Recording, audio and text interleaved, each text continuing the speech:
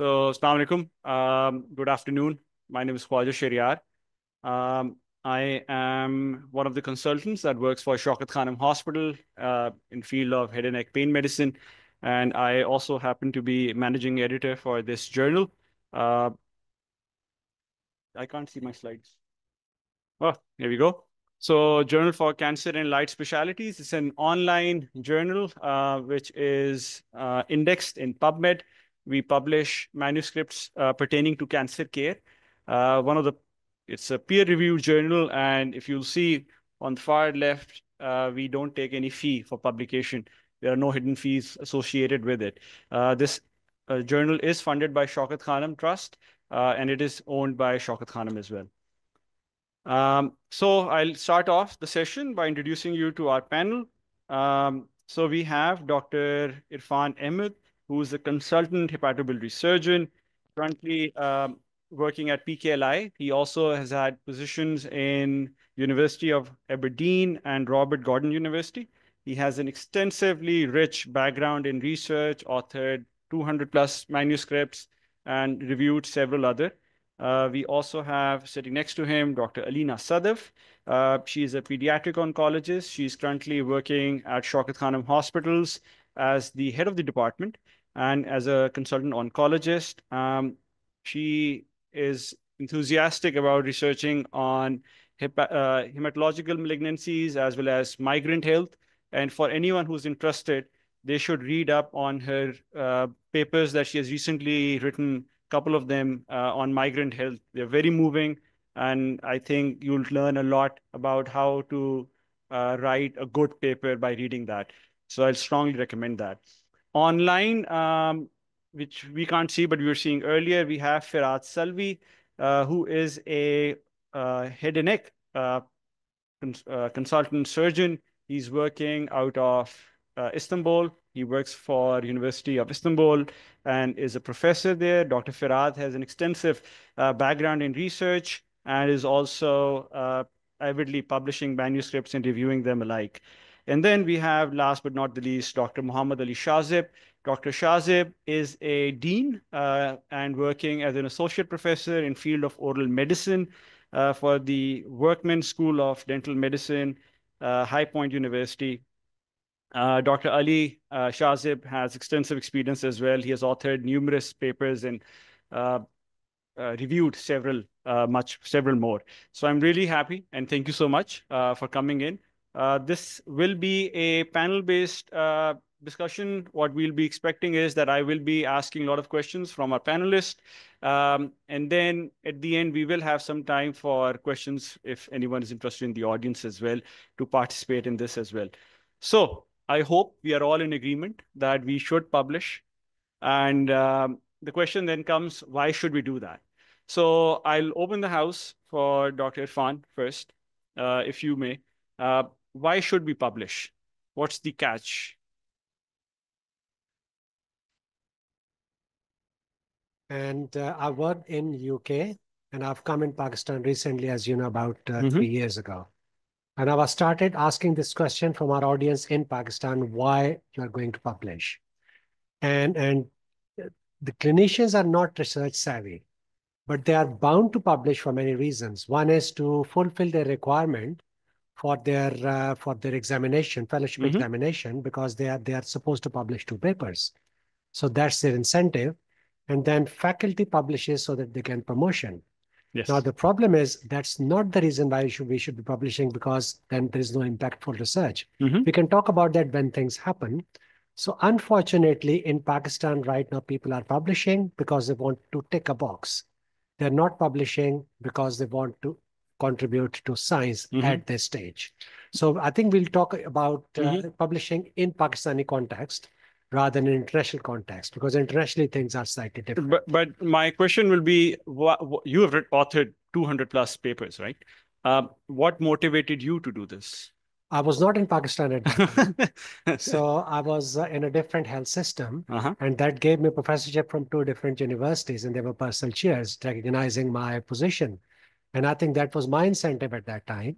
And then we worked on several grants, and obviously, like, as a part of those grants, papers came out. So it was more of an inquisitive mindset at that time, which pushed me to publish, although I was not publishing to get accreditation as a professor, but I was publishing because I was inquisitive, I was asking questions, and then we were trying to prove that in a scientific setup and then publishing them in the end. But I'll take myself out of the equation and I'll put Pakistani doctors in this equation because I think we should be talking in their context while we're publishing. And I hope we can go towards answering this question is what's the incentive for people to publish? And I think there should be incentive apart from just a tick box exercise. Yeah, I agree. Firat and Ali, both of you are right now working in university settings.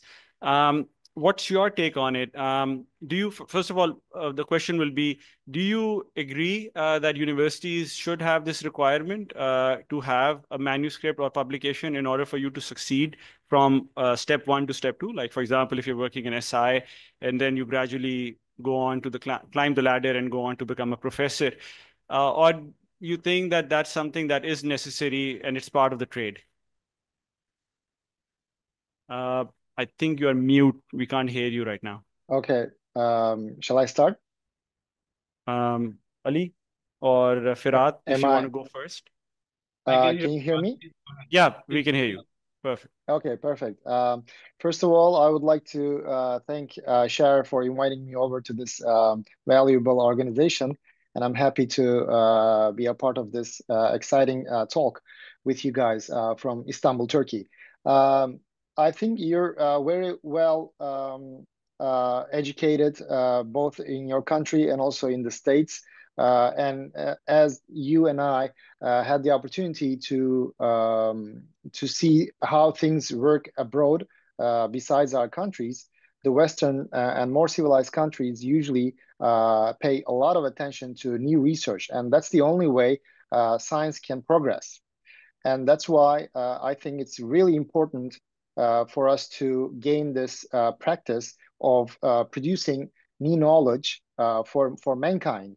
And if you're in an academic setting, that's even more important because you're also dealing with not only by improving yourself only, but also you're responsible for educating young dentists, young surgeons, and all students in the medical field.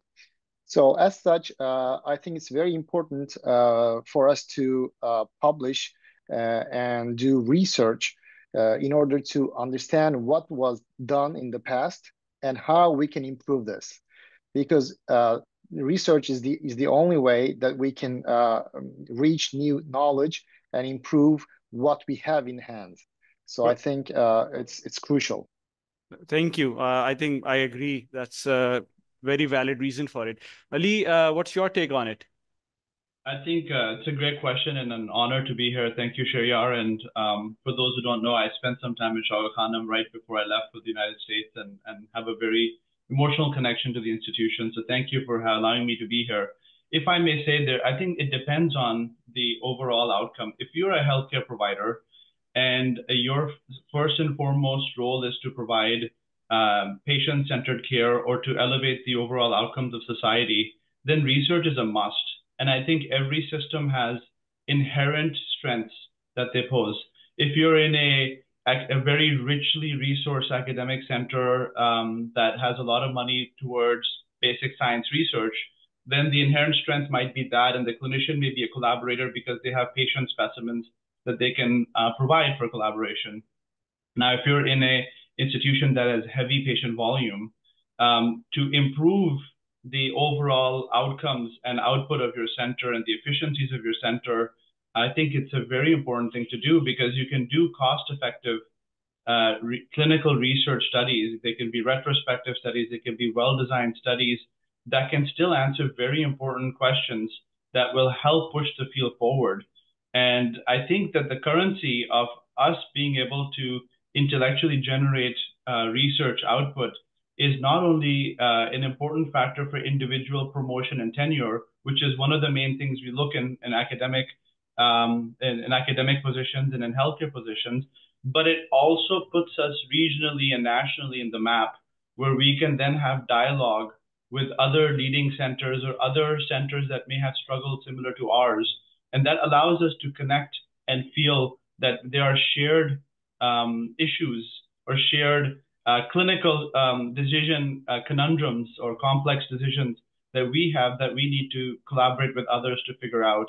So all in all, I really think in this day and age, with the opportunities that we have in information and electronic health records, research should be an absolute must in what we do in our clinic. Our clinic should also be our lab so we can improve the outcomes of our patients. Perfect. Thank you. Well said. So moving on, let's assume that we all want to now write something and we want to publish something. My question is for Dr. Alina. Once you have decided that you want to write a paper or you want to write about something, how do you come up with that is the field that I want to work in? What were your, or how do you go by this? So that's a good question. I think as a clinician, it's as a thinking clinician, I should say, it's impossible not to have research ideas or topics because you see patients day in and day out. And there is constantly in your head a stream of thoughts. Oh, I wish we could do this differently. I wish I had access to care for this drug or whatever. So I think when you are practicing medicine in the clinic, you will constantly have this stream of ideas. And that's exactly your research sort of pot, your pot of ideas. And I think what young clinicians do wrong is that they don't write about it. So, after, your clinic is done or, on a day that you're not that busy, I would encourage everyone to sort of write it down, write out all the ideas, however big or small you think of them. For example, if you're seeing a clinician, you're like, you're seeing a patient, you're like, I wish we had this blood test available at our center. Just write this down as a research idea. And when you have a whole pot of ideas, you will find that over time, it forms a stream of thought or a direction. So you find yourself being pulled in a certain direction. Either it's access to care, it's, quality improvement, whatever. You hang on to that direction. And then you look for the second thing, which is external, which is opportunities. So what opportunities are available to you? Grant applications, other collaborators in your center. And you will find that the culmination of these two things will give you a research topic that you can be interested in. Number one, very important to have interest in something. Don't do research for, ticking a box, as Dr. Irfan said, but also something that you have funding opportunities for or collaboration opportunities for, and then something that's feasible. You have access to the patients or the subjects or participants for that study. So you don't want to, so you want to have something relevant as well. So that's how I think about selecting a topic, is that you sort of, number one, driving, like sort of taking your experiences as a clinician or research scientist and looking at external opportunities that are available, forming a direction or, and then finding one good fit for that topic that meets sort of all these requirements, that you have access to those patients, you have access to funding, and this is something that you're really interested in doing. Thank you. Very well said. Dr. Irfan, what's your take on it? How did you decide for those 200 papers that you wrote that I want to do research on this particular field, on this particular topic? I think probably I'm going to generalize it a little bit more, but what just has been said. Because selecting a topic, again, for me, I had an inquisitive mind. I was in a health system where that was supported. Yeah. So if you don't mind, just let us know how you went by that, because that will give us a different perspective what the things were in West compared to how they are here. Because Alina did mention a lot about what we have here, but what about, we want to know what was going on in your mind when you were working in UK? In UK, like Dr. Ina has just said, that it's inquisitive mind which will bring out questions. And once those questions come out, then you have to prove them.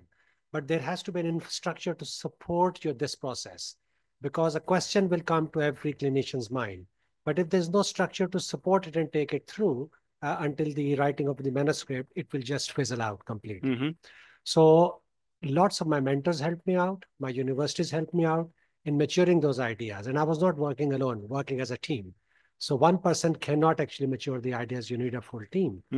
And again, I keep on coming back to Pakistan rather than my own situation, because here doctors do come out with the ideas, but for some reason they do not have that blue sky thinking. They don't have opportunity for that blue sky thinking. They think if we come up with something which sounds stupid, somebody will shout down the idea. So in the hospital where I'm working, we have started what we call a research incubator, that anybody can come in with an idea. And what we say is no idea is a silly idea, and nobody is humiliated for their idea. So we actually look at that idea, see how we can mature it up and take it forward. And I am going to stop you there because that's a very good segue to our next question. So once the idea comes in, what's the first step? What should we do about that? Now, for the young doctors, when the idea comes in, they don't know where to go. Now, in Shaukat Khanum and PKLI, where we are working, it's in a very privileged position because we have got electronic health records. There's a research department which can support these things. There are supervisors who are going to provide some guidance. But many of the government hospitals, those facilities are not available. They don't have electronic health record. So they don't know where to go to. So it's a national problem. And we don't know what to do. But if we talk of our health system, which means the hospitals which are JCI accredited or hospitals which have got electronic health records, there has to be a place for those doctors to go to. As I was mentioning, our research incubator is going to look at those ideas. So we guide them through the process, but let them take the responsibility, but provide them with infrastructure in which they can push those ideas. Out of 20 ideas which come to us, 5 mature up to some type of project. But research is, as you know, is an expensive hobby. So retrospective study is easy to do, but any prospective study is difficult to do. And in the absence of electronic health records, even retrospective studies are impossible to do. So that's a drawback of our system in Pakistan. So the first step should be to establish that system, establish the infrastructure for our trainees who are supposed to write papers for the purpose of tick box exercise, which I've mentioned, because how they can do it if that facility is not there. So it is the responsibility of the health institutes to start developing that infrastructure so that they can actually fulfill their requirements for their faculty promotions and for their examination. Good. So Firat, I'm going to come to you now. I'll be, rather than being a more generalized, I'll be more personal to how you go by when you decide that, okay, I want to do a research on lingual nerve injuries or something along those lines. What's your first step when you decide on a topic that this is what I want to do? First of all, I would like to agree with all the previous thoughts. They're really valuable, and I definitely support the same ideas. Firat, I think, yeah, please. Can you hear me now? Yes. Okay, so I was mentioning that I was also agreeing with all the previous thoughts that came into speech right now. Additionally, I also would like to take it one step further and say, when I think about a topic, the first thing that I do is to read over the literature, because usually you think you're the first one to come up with this idea, but oftentimes you get to see that people have worked on this previously, and of course thought about the same questions that you had in your mind. So reading over the literature gives you a lot of opportunities to see what people have thought and worked on, and these may be really helpful to your idea. Either supporting what you're thinking would be beneficial for the whole science world, or it can also let you know that specific question was already answered in research, so you can go ahead and use that research to make the first step for your own research and put some more thought onto it and improve what was already done in the literature. Or you may come up with an idea saying that, okay, this research was already published and done and worked on, but maybe the answers for your research could be different than the ones that were already published. So that also may give you an insight of how to compare different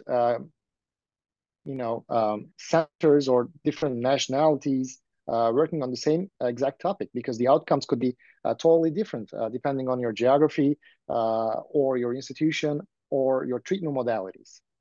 Well, very well said. I agree with that 100%. But whenever we talk about literature review, Ali, now I'm coming to you. It's a pretty extensive exercise. It takes a lot of time. Is it worth the whole effort? Why can't I just skip it and just move by and I'll wing it, how they say it sometimes? That, once you're writing, once the data comes in, then we can figure out what to do with it. Because that's something that we keep on hearing, right? I think you make a very solid point and pose a very important question and if I may, I think it goes from the very start of the educational or healthcare pathway journey in the onboarding and orientation system of how they start is what is research, what is inquiry, what are the available resources, what are the collaborations available of that institution, so that somebody who is actively providing patient care or is in the healthcare system knows what their capacities are. And I think to answer your question, I think it's critical that when you're coming across something in your practice that is a question you're asking, self-inquiry, I think, is the most important thing to continuously be better for your patients. To be a better physician is to be a better inquirer, and to be able to scrape through the data, to scrape through literature, and be able to look at the various perspectives about a certain intervention or diagnostic or clinical question that you may have. I think that is a necessary step in training, in education, in career development, in collaborations, because then that allows you to understand the gaps. Which gaps are we looking to fill? Which gaps are we looking to improve?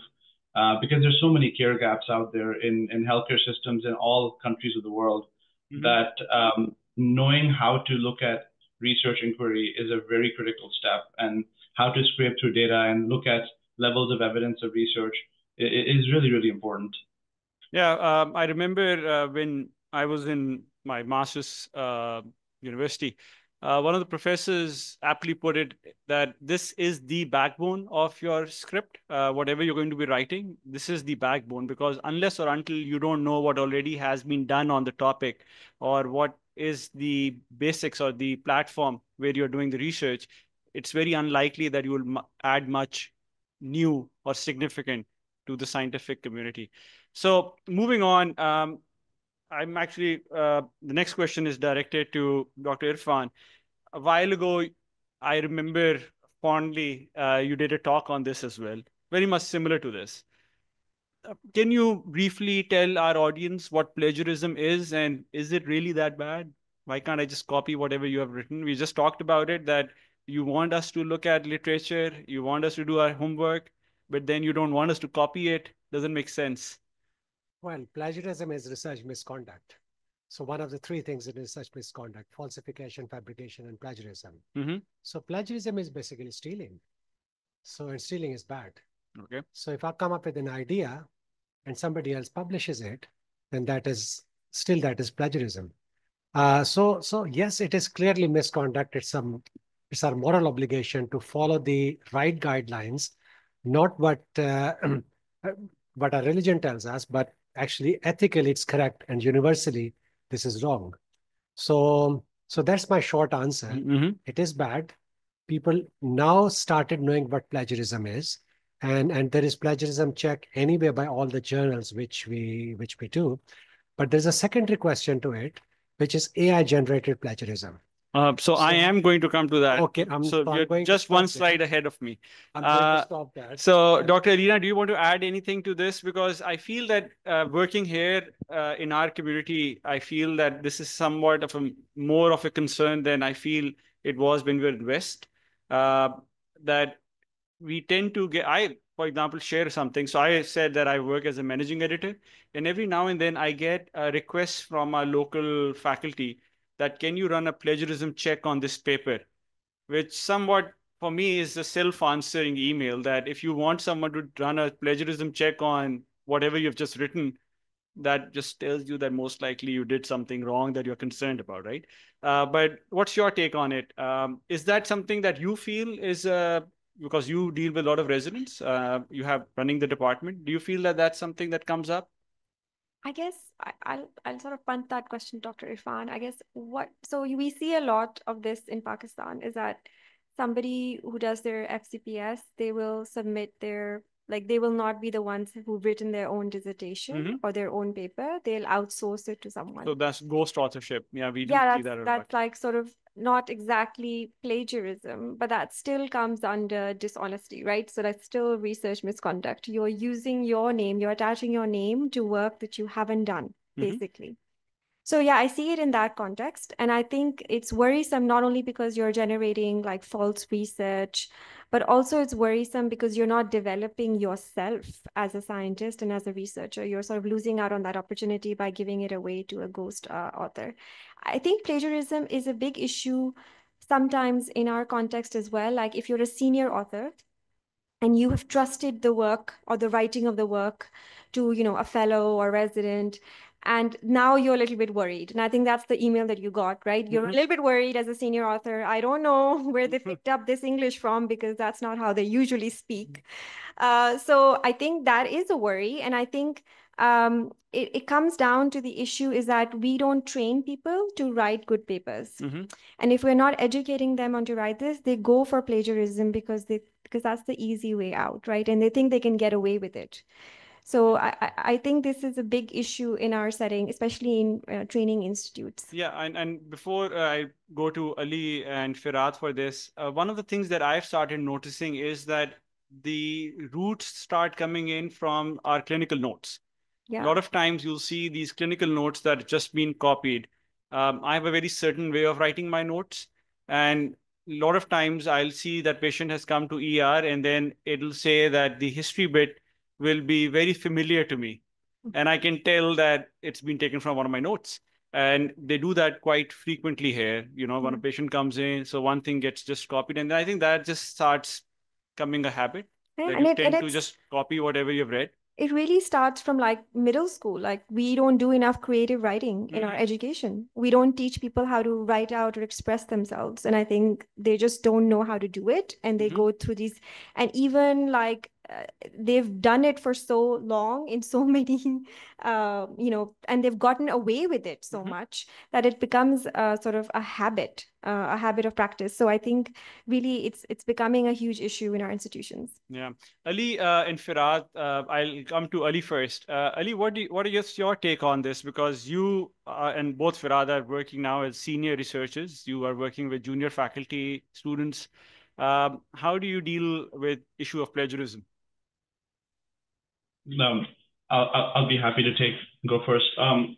Really great comments from the fellow panelists here. I think academic dishonesty is also an issue of integrity, right? And once your name goes out there that you have been known to have multiple papers retracted because of plagiarism or academic dishonesty, I will assure you that it will be a very hard road to come back to restore that reputational damage that occurs. I think it's also now for us as mentors or people who are advising policies or sitting in institutional boards to be aware of what's going on and what type of plagiarism is out there. It can start from discrediting people who did a lot of work and were not given credit as an author. It starts with image refinements that are severe enhancements that are, again, borderline falsification or exaggeration of a certain piece of data. And it also then goes to, like you mentioned, stealing and duplication in one language of a journal to another language of a journal. That happens a lot. And I think sometimes as Pakistanis, we sometimes tend to be self-critical. There is a lot of other countries out there in the world that do it in ways that are very hard to pick because of language barriers. If we look at certain Eastern Asian countries, the rate of plagiarism that's done through copying and duplication without giving credit, and image copyright issues Like if you had a clinical photo and someone else uses it without your permission, it's very prevalent and really concerning. Thanks, Firat. Yes, so I also agree with all these comments. On the other hand, I also would like to bring up the idea about language barriers. I think as non-native English speakers, we have the difficulty of understanding and writing in English, both in Pakistan and also in Turkey. So that's the first barrier that I usually think really bothers our residents and dental students here in Turkey. And besides that, I think clinical wise, their load is too heavy. And in order to spend time on research, because it doesn't pay off as much as the clinical work financially, I would say. I think residents, do not understand the importance of creating an original text or imaging. So that's also something that they think they can get along with, just like copying some text where general information is given, such as like bone healing or whatever the topic is. So in order to prevent that, I think the most important thing is to overcome the language barrier, to have good English, because that's the international language for research right now, currently worldwide. And secondly, for them to understand the importance of research as well as the clinical duties. Yeah, and that's what Dr. Irfan was saying as well earlier. That's a very expensive hobby. And I think that's very, very apt for this particular activity, because usually universities or institutes will not give you extra time off to go and do research. You'll actually have to find time from your own personal time a lot of times to do it. So, which again, talking about language as well, and Dr. Irfan touched briefly about this as well. AI is now something that is all around us. There are so many softwares available. The access to AI now is much easier. What's your take on it? Is it good? Is it bad? Yay or nay? It's a very interesting question, and I'm still developing my opinion on this. Mm-hmm. So AI is a buzzword. It's used everywhere. Mm-hmm. So obviously people are using AI in language creation, content creation. So it is used wherever you go. If you're on the internet, AI will creep into your programs and processes. And I'll give you my own example. A friend of mine asked me to write an editorial for their journal, which I did. Now I've got a few programs which troll AI all the time, and Grammarly is one of them, which is there is a paid version, there is a free version. Yes. The paid version will put all your data through AI and bring it back saying, what about writing it like this? So a few changes. So anyway, I wrote that editorial and submitted it. And a friend of mine said, we have run it through and it is 100% AI generated. So I said, no, that is not the case. I wrote it myself. I thought he's pulling my leg. So I went back and he showed me the report. So then I told him what happened. So I went back to the version which was slightly different, and that became 0% AI generated. Now, at that time, I knew that there are more softwares who will make AI generated content into humanoid content.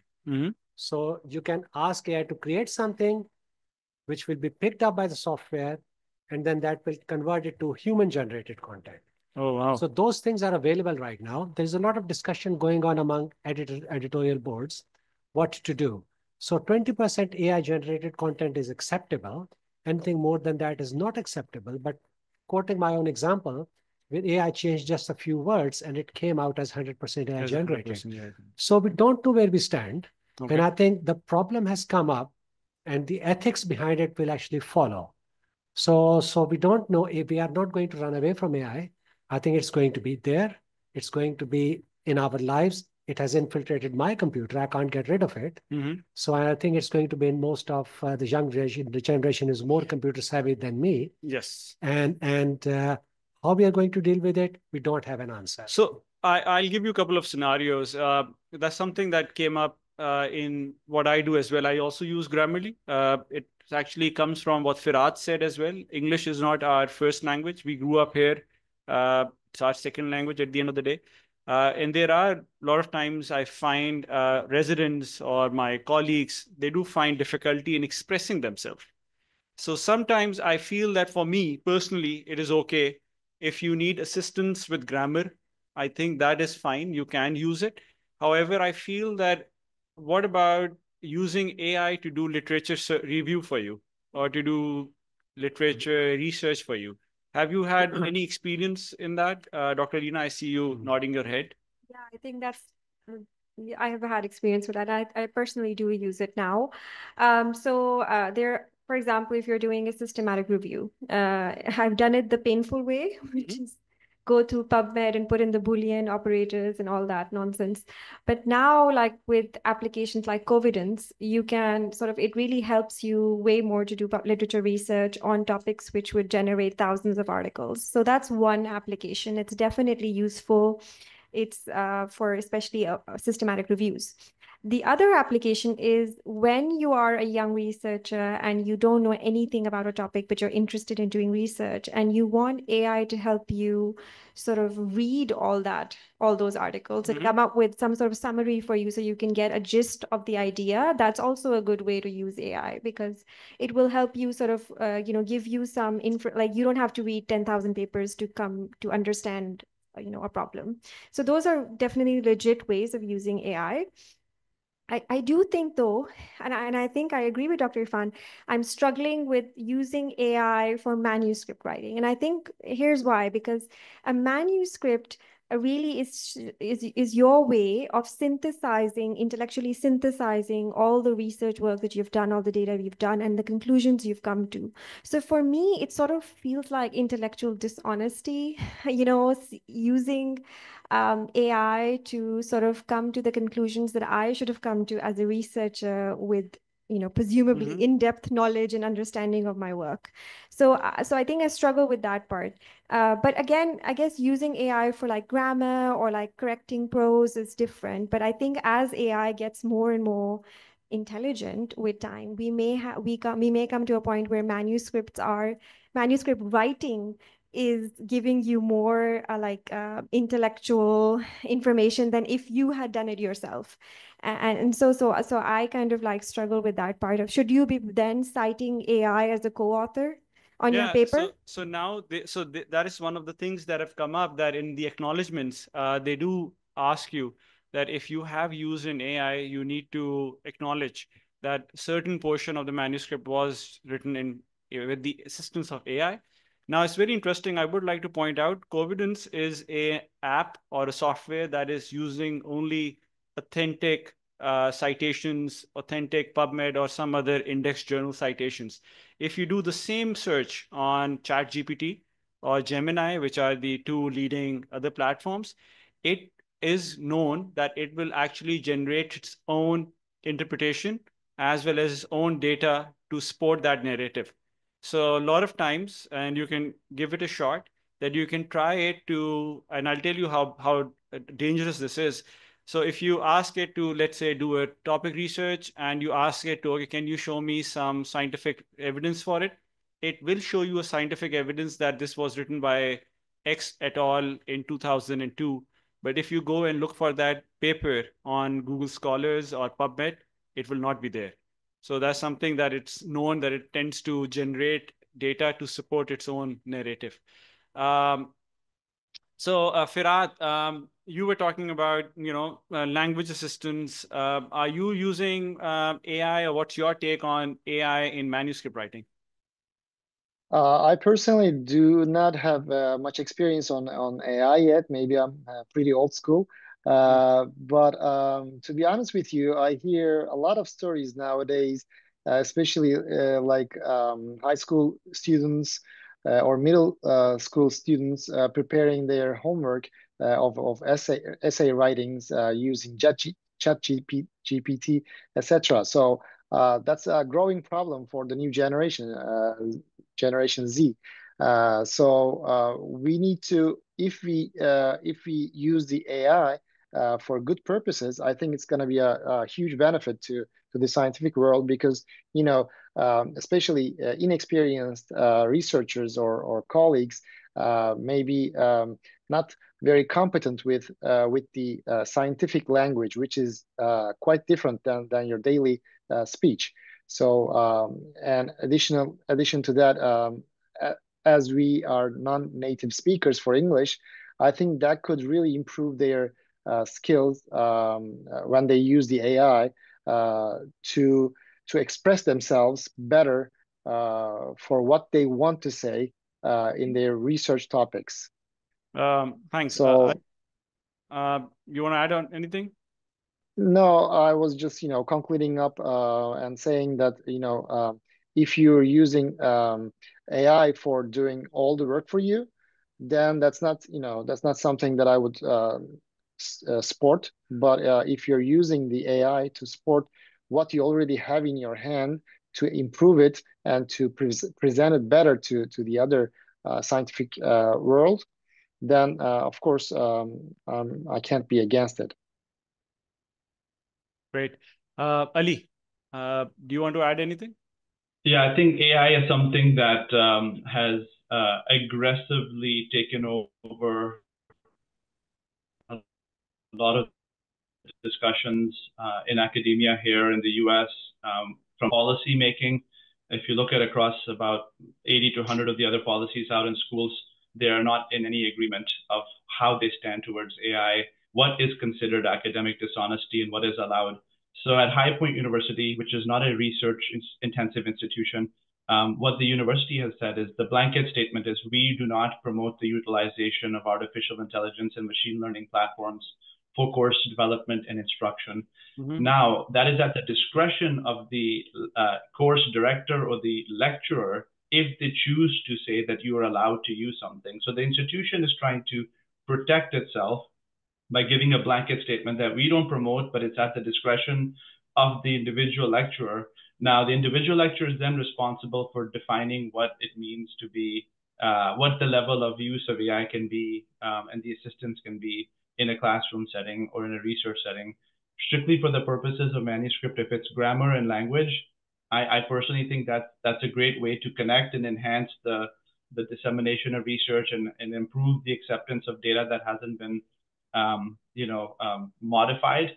But I think when you're using AI to generate original data and scientific data, I don't think when you compare AI to experts, it is still very debatable about the output generated. Like you rightly so mentioned, Cher, like you can easily tell when there's an AI generated prompt or not. So what we require in the classroom is the student shows the prompts. How are the prompts being put in? And they have to show, like in a calculator or in mathematics, show me your work. Please show me your prompts so I can at least assess you on what you're asking if there is an AI-based assignment. But this is going to take over our way of doing education and clinic and research. I mean, you'll have clinic microphones annotating notes in AI in the patient care room. I mean, it's all happening.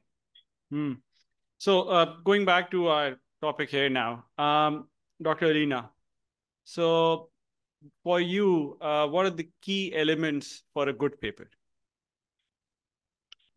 A really difficult question.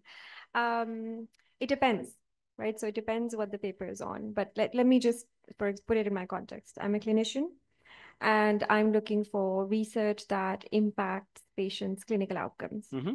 So for me, a good paper would have identified, number one, a research question that is meaningful, has a clinical meaning, so it's impactful.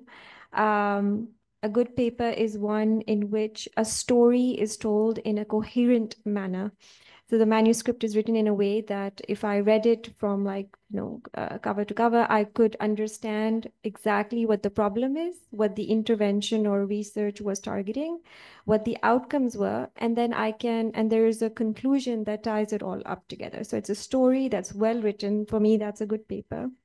And other than being impactful. So I'll just stop there because I know there are other points that I'll move on to. Dr. Irfan, what are the key elements for you? I think for me, being a clinician, I'll pick up something which is relevant to my practice. So that's number one. Second is it asking a question for which I'm looking for an answer? And then I read the abstract to see how this study has been conducted. And I think that's where I decide whether I'm going to read the paper or not. Sometime after reading the topic, I'll just stop because that topic is not relevant. And sometime after reading the abstract, I stop because that's not relevant. But if there is something which is going to change my practice or have some impact on my practice, then I go and read that paper in detail, in lots of detail regarding statistical method, how the study was conducted.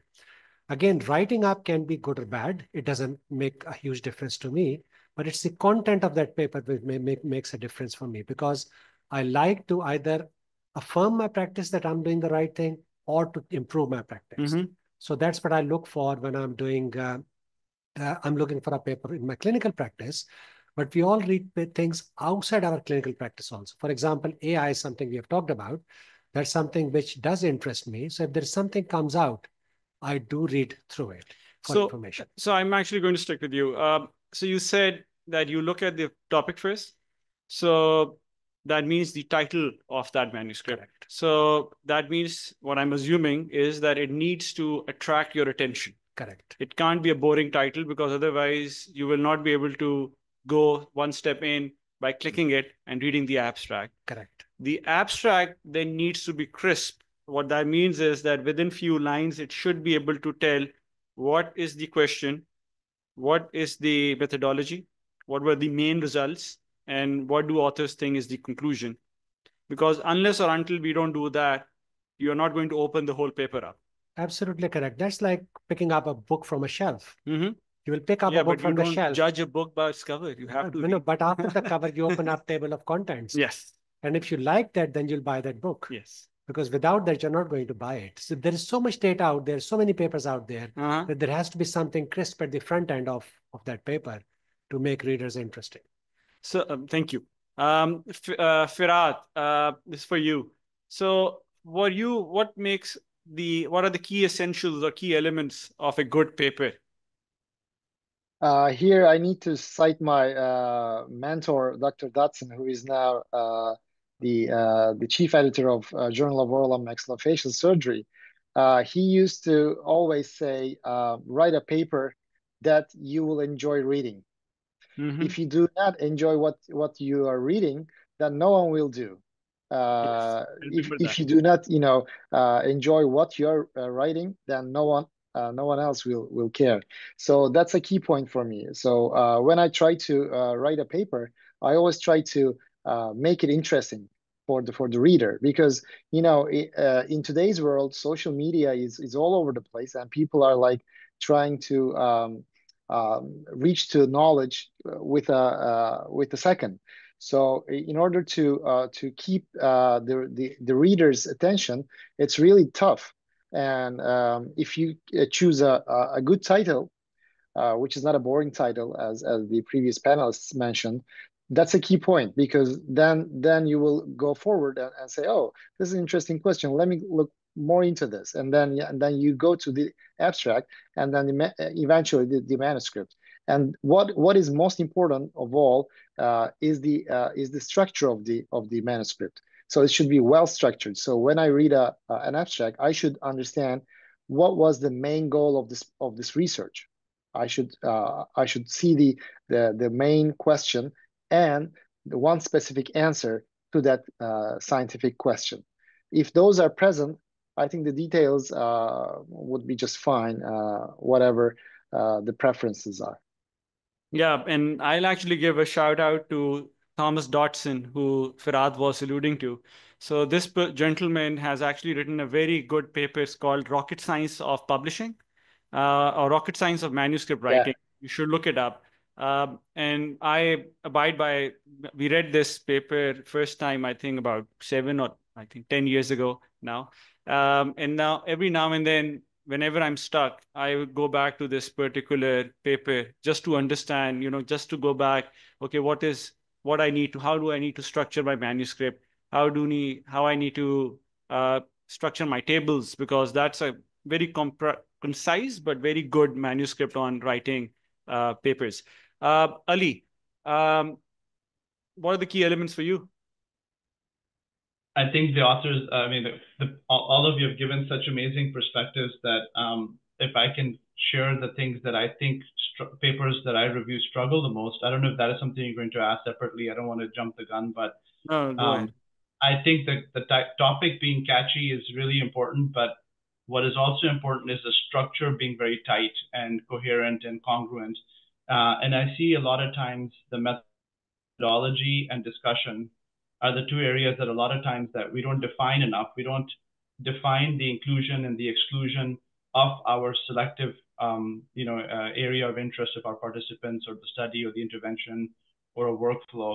And a lot of times the discussion, which is an area where it talks about that outcome and what others have done, a comparative scope of the literature, is an area where hopefully the reviewer or the reader is able to learn more about the field or the lack thereof, and be able to turn. And it should also be a good reference index, so that you can look at that paper and also look at citations, so you can go and cross-reference and look at other areas of interest while you're developing queries. So while I think a lot of you have talked about the important elements of writing, I do think within the body of the writing, if the question is amazing or really powerful, the methodology and discussion will make those results even look much more stronger and clearer to the reader and audience. So we've heard from you guys that what are the key essentials of writing a manuscript. Now I want to move one step forward. You have written a paper.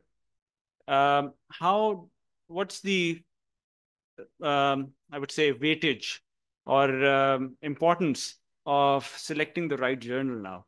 Because I feel a lot of times we feel lost once we have written the manuscript, that, okay, where do we send it?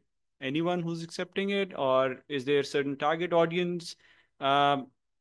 Regina, I'm going to start with you. You have written papers for certain journals as well. You have written for certain editorials as well. How do you go by in selecting that? Okay, so this is what I've done, and I'm going to publish it in this particular journal. So I don't know if I'm the only one who does this, but I think the way I was taught on how to write a manuscript, I chose my journal before I write the manuscript. Because it just makes things easier, because I am from the get-go. So I sort of, I will choose a journal, which is ridiculously hard to get into, like JAMA or NEJM or Pediatric Blood and Cancer for us pediatric oncologists. I will choose that journal, look up their author guidelines. I will use those guidelines to start writing my manuscript, because that's the journal I'm aiming for. If I don't get selected there, then I'm well set to make a few edits for other journals, right? So why those particular journals? So what makes them stand out for you? So for example, so in your field, you have to identify what audience you want. So you choose a journal based on a few things. There would be, what type of reader are you trying to target? So if you're a clinical oncologist, if you're a pediatric oncologist, through word of mouth or through just being in my field, know that people read pediatric blood and cancer. And so I will choose that journal. So the journal that is the right audience that you're trying to target. It's also, of course, looking at other factors, like, is it an open access journal? Something that, I want people to be able to freely access my work.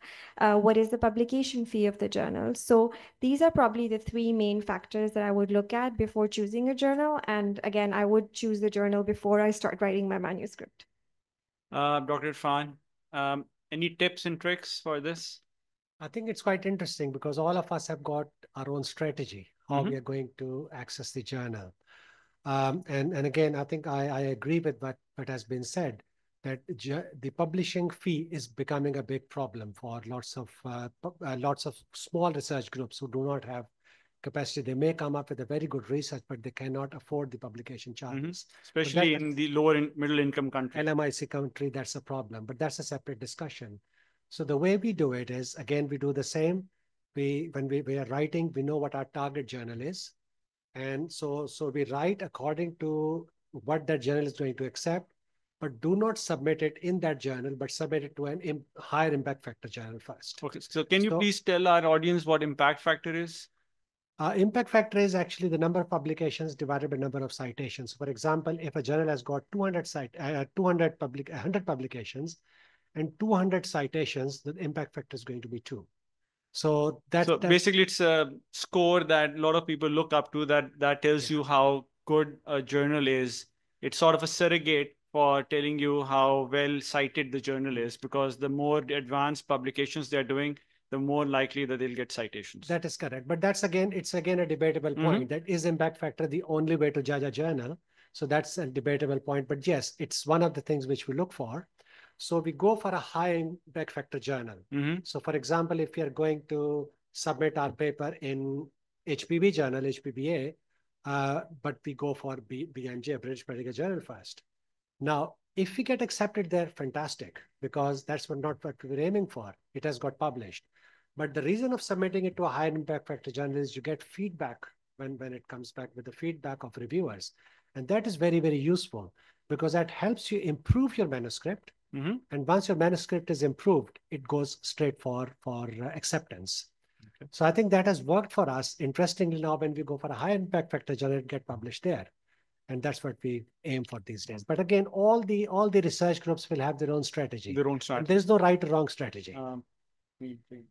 So thank you. Ali, what's your strategy when you are selecting a journal? How do you go by? I absolutely echo the comments made by our previous two panelists. I think first of all is knowing the topic that you're working on and the leading audiences that you're looking to attract in that topic. So if it's a publication, for example, in oral oncology, and I'm looking to talk about mucositis from chemotherapy, I'm going to basically strategize. Am I looking to bring impact to sharing it with my immediate community, which is going to be a number of journals? Or is this something my community is very well aware of, but there's something interesting that I'd like somebody outside that community to be aware of, then I might target another journal. A lot of times I will talk to, if I'm the senior author, I think that's my responsibility to the primary author or to the junior author to guide them on how to select. But I totally agree. And I think it's really important that you aim a little higher. When I say higher, it means for a paper or journal or editorial board that is going to, in your opinion and with your ranking, be more challenging, because the feedback you will get usually from the reviewers is really insightful. If the reviewer has provided strong feedback, most of the time it shapes the second version or the third or subsequent version to be accepted into your choice B or C that you may have. And I do think that is a common practice I use, and usually it works out well because it is also a good way to continuously improve your scientific writing and also understanding what the reviewers are looking for. Firat, what's your take on this? What are your tips and tricks for our audience? Yeah, I totally agree with the previous comments. In addition to that, I also would like to say impact factor is an important topic to when you're deciding to send a manuscript to a journal, but it's not always the major criteria for me, because impact factor is dependent more on the size of the audience that the journal is reflecting. For example, if I'm talking about a journal which publishes only oral and maxillofacial surgery papers, then that's a very small community. So that's why they.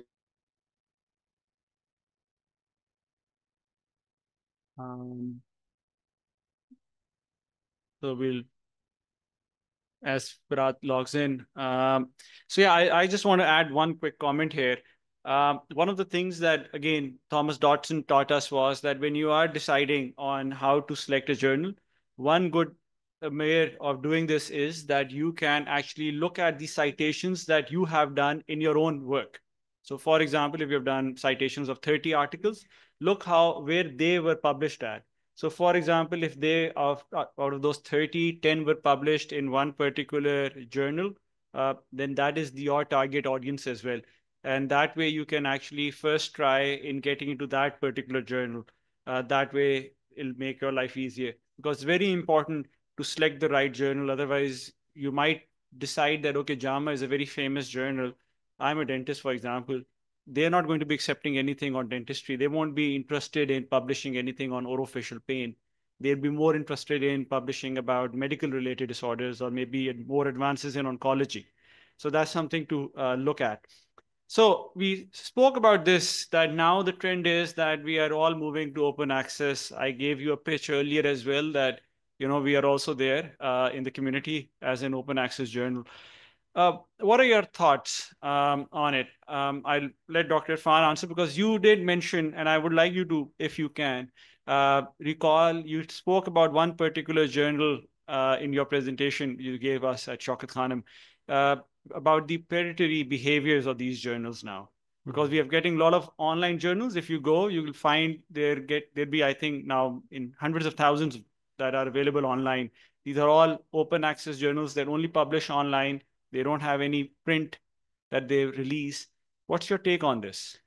I think now all the journals are moving towards open access. Even the big established journals are moving towards public open access. For example, BMJ has got open access policy, which you can opt for. You don't have to go for it. I think it's golden access. That's what they call it now. Yes. So you have to pay a fee so that your article becomes visible to everybody. So the scientific community wants their research to be visible to bigger audience. Now, in LMIC context, that's a big problem, because we're looking at $6,000 to $10,000 fee per publication. So which is a big fee to pay for, even for big groups or big organization. So LMIC research is not going to end up in open access journal with ease. So in Western countries, what we do is when we are applying for research grant, we factor in our publications into that research grant. So research grant will pay for those publications. And we go for 2 or 3 open access publications for every large trial, that this is how it is going to be published. So when I look at LMIC context, we are communicating with editors saying that fee should be waived for LMIC countries, or should be reduced down. It is not the case as yet. But now when we write from Pakistan, we do write to them saying, we are from LMIC country. The researchers are supporting it from their own pocket. Could you give us some concession in fee? And they give us sometimes quite generous concession, and even sometimes they publish our articles for free. But those are the things which we are trying to practice. They are not into any protocols or legislations or policies right now. So the answer is, we don't know where we are going to. We know it's going to be open access throughout. We know that it's going to be researchers who are going to bear the fee for it. So is it responsibility of institutions, which it should be, because that's carrying name of the institution? But in LMIC countries, they do not have any extra budget for it. We don't apply for research grants for our projects. So that flexibility is not there either. And is it duty of the researcher to bear this fee? I think it's not fair on them, because they've done the research. They have even spent money from their own pocket doing the research. And now they're going to publish it from their own pocket. And I think that takes away all the incentive of research from our doctors. Yeah, I unfortunately, this is a thing that we have to face in our community. But a lot of times, unfortunately, because of those numbers, those commitments to meet with the requirements, whether that's Pakistan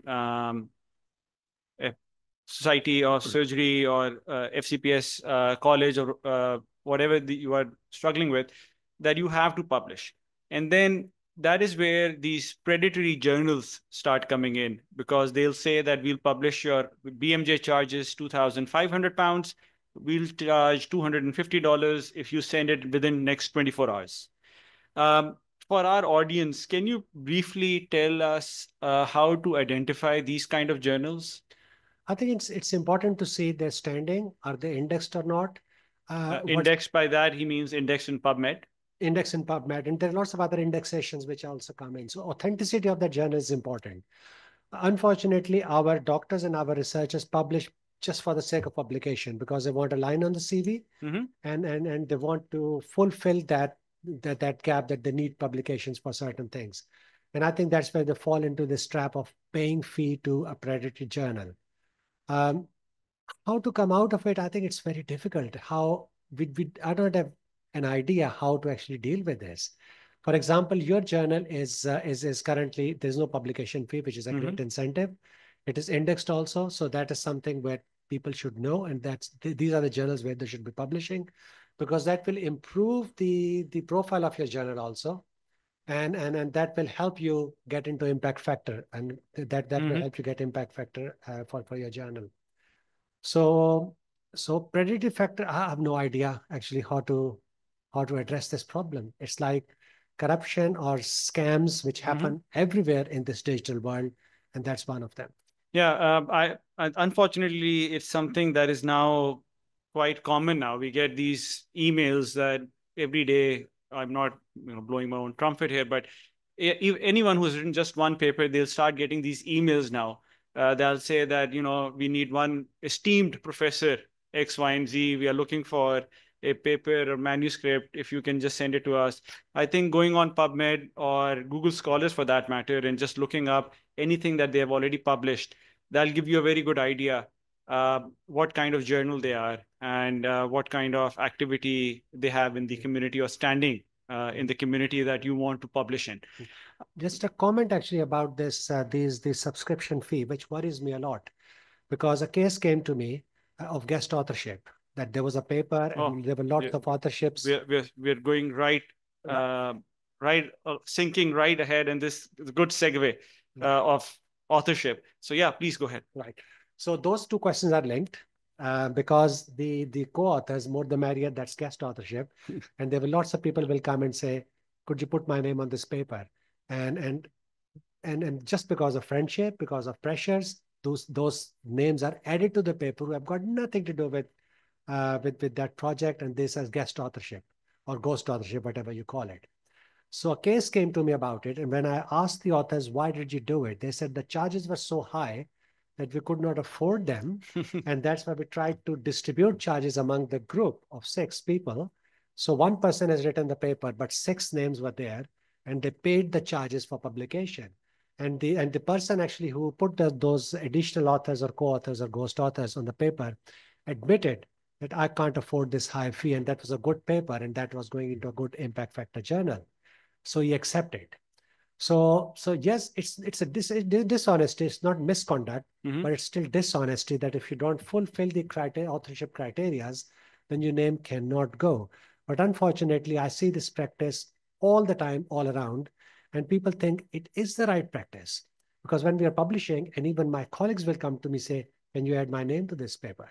Or could you add our trainee's name to this paper, because they're struggling to find a paper. And people think it's not wrong. So that is a problem. And that's not misconduct, but it's dishonesty. So, Dr. Alina, who do you put in the author list? Because now you are, mashallah, HOD, you're working as the head of department. And one of the things that I've seen in Pakistan is that any paper that comes out of the department, name of HOD has to go in there. So, that's how they get so many publications. Unfortunately, I have not benefited from this at all. So, but yeah, I think, I see that, like, even in government institutions, for example, the VC has to be like on all of this. So the way I deal with it is just really very frankly and say, what was your contribution to the work? Can you show me exactly what you did? And if they give me a meaningful answer, I did this of the data analysis, I added this much to the discussion, then I sort of invite them on.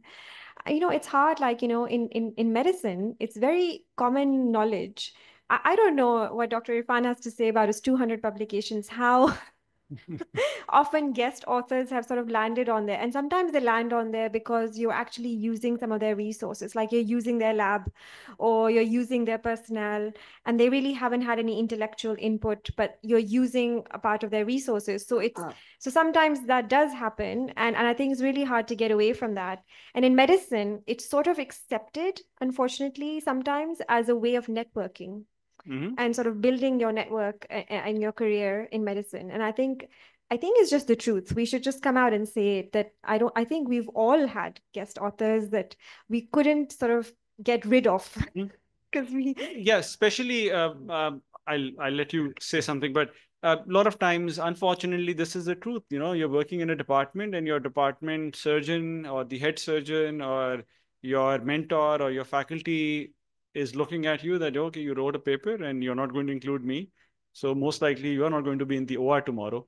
I'm sorry, we keep saying surgeon examples, but or you'll not be in my clinic tomorrow or something along those lines.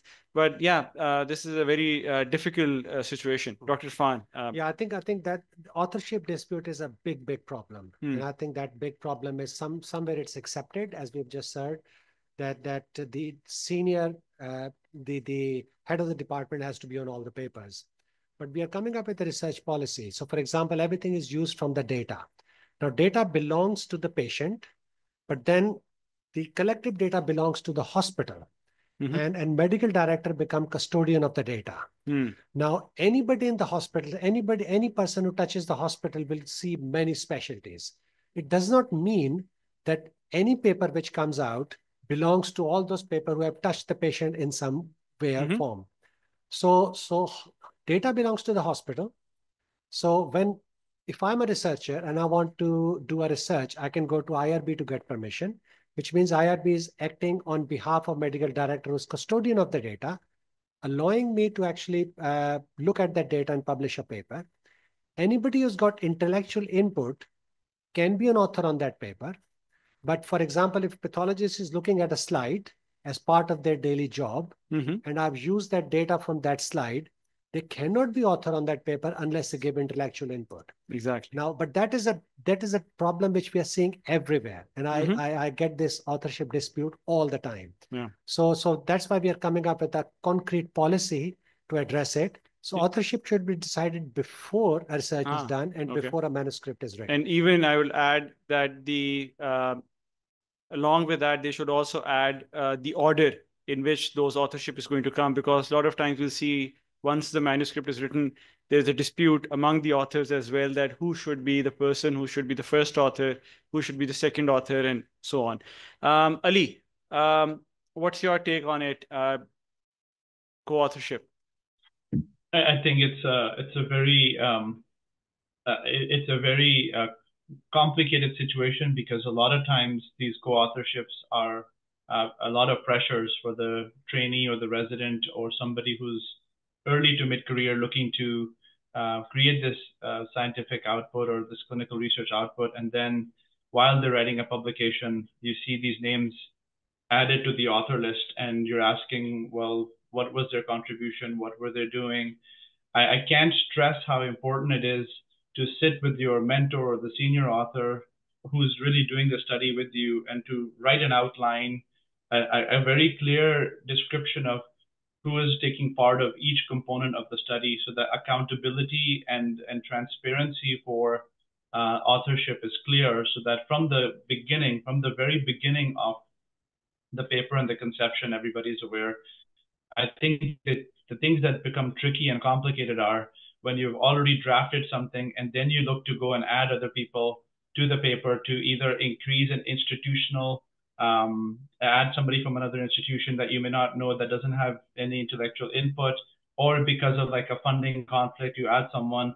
I think that those are the areas that become really murky. And I think from the beginning, if we're training our generations or our aspiring clinicians and leaders to have that accountability concept, it helps. But it also is really important for the institution to recognize that institutions should recognize this predatory nature and help promote that environment where academic honesty and authorship policies are very clearly stipulated, so that there's a governance there to help hold those accountable when that doesn't happen.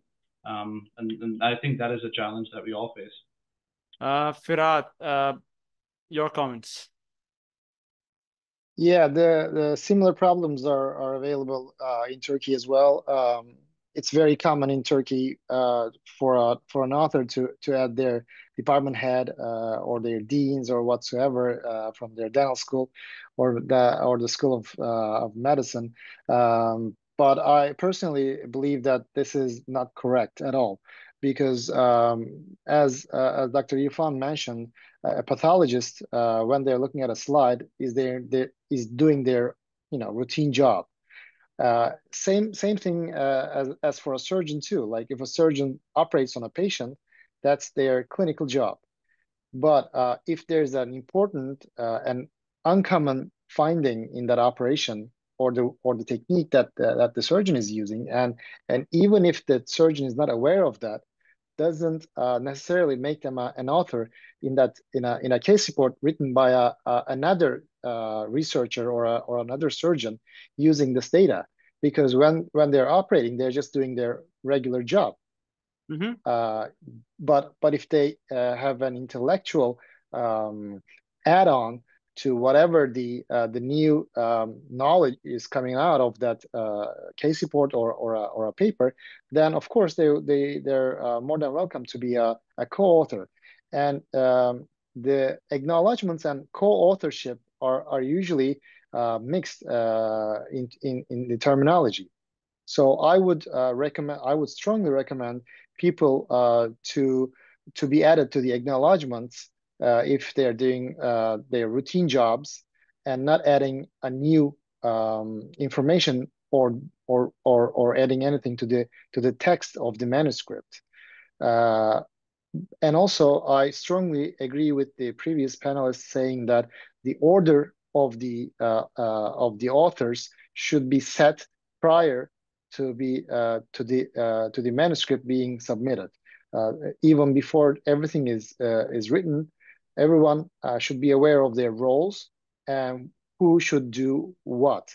And the latest order, as I have seen in well respected institutions like Harvard University, is that the seniors, the senior PI or the senior author, are usually want their names to be written as the last author. Mm-hmm. Whereas in the previous, like 15, 20 years ago, the last author was usually the one who did the least amount of work. Yeah, junior most. So that's also changing in time. And nowadays, I'm a full professor, and even though I do a lot of the things for a specific paper, I usually like to be set on the last name in an authorship, rather than being the first author. Great.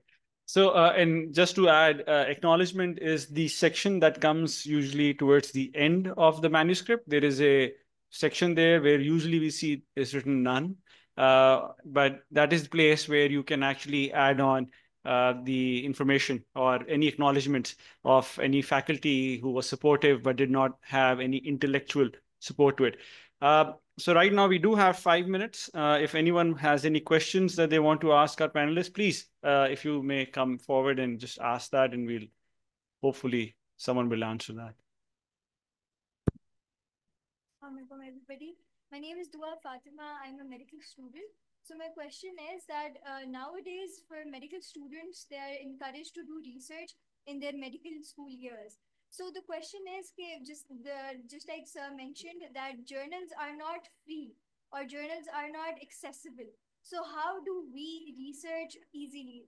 The reluctance in research is because the journals are not accessible, they're not free. So even if we do all the work, even if we do all the data analysis and everything, where do we publish it? Because we don't have the resources. We're just students. And if we ask our respective medical schools for aid, they just simply say that you don't need to do that. Yes, in fourth year, we do have a subject, community medicine, but that too is not, that too in that subject as well, we are not we're not given to do actual research. We're just given a यही छाप लो जिस तरह मतलब बोलते हैं. But if somebody really wants to do research, how do they do research?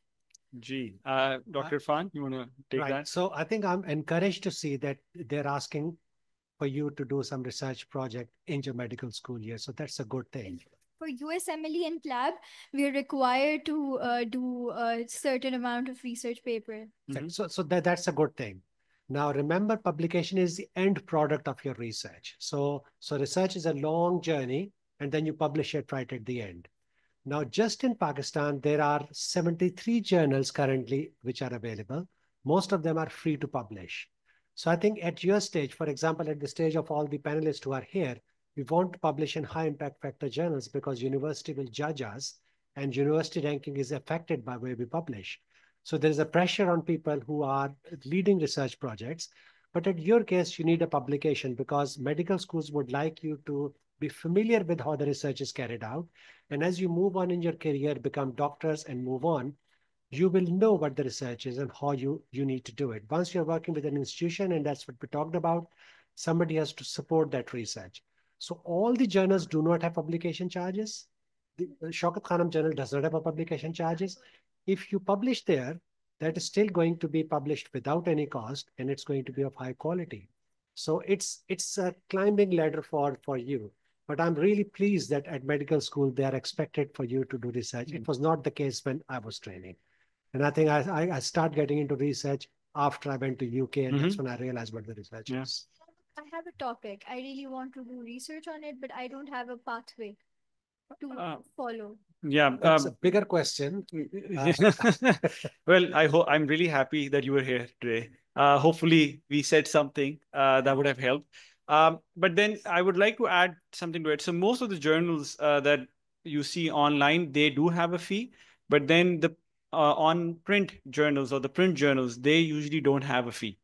You can actually submit to them, and they will, if accept, they will publish it for free of charges. They do have a subscription fee. So in order for you to read your own work, you might have to pay. But for publication, they usually don't have a fee to it. Anyone wants to add anything to it? Dr. Lina, you want to add something? Just a quick thing. So there are journals which will give you the option of like publishing without a fee, and you can choose not to do open access. So you can choose to do that. You can say, I don't want open access. I want you to publish my paper. And then they will, in the fine print, allow you, for example, on ResearchGate, these are websites where you maintain your own bibliography. So if somebody's interested in reading your paper, you, as the author, have the right to publish your research there. You put your PDF there, etc. And if somebody asks you for the PDF, you could share it. So open access is not the only way to publish. So there are free journals. There are journals that offer open access for a fee, but are otherwise will publish.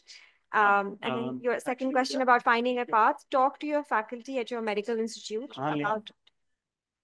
So then you need to come to like symposia like this and find people who might be able to help. The other thing is during a medical school, do a research elective.